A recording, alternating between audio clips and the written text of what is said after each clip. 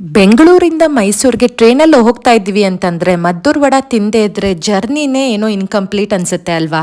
ಈ ಮದ್ದೂರು ವಡನ ಮನೆಯಲ್ಲೇ ಮಾಡೋದು ತುಂಬ ಈಸಿ ರೀ. ಇದಕ್ಕೆ ನಾನೊಂದು 2 ಈರುಳ್ಳಿನ ಉದ್ದುದ್ದನಾಗಿ ಹೆಚ್ಕೊಂಡಿದ್ದೀನಿ.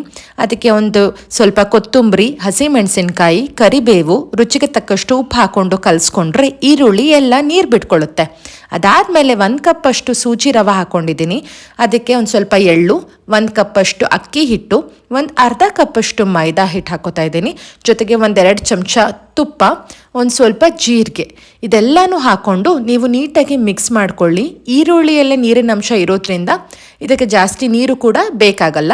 ಇದೆಲ್ಲ ಆದಮೇಲೆ ನಾನೊಂದು 2 ಚಮಚದಷ್ಟು ಬಿಸಿ ಎಣ್ಣೆನ ಕಾಯಿಸಿ ಹಾಕೋತಾ ಇದ್ದೀನಿ.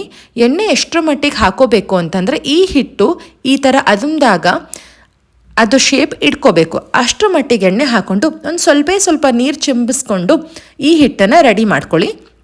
ಈ ಕನ್ಸಿಸ್ಟೆನ್ಸಿನಲ್ಲಿ ಹಿಟ್ಟು ರೆಡಿ ಆಯಿತು ಅಂತಂದರೆ ನಿಮ್ಮ ಮದ್ದೂರು ವಡ ಸೂಪರ್ ಕ್ರಿಸ್ಪಿಯಾಗಿ ಬರೋದು ಗ್ಯಾರಂಟಿ.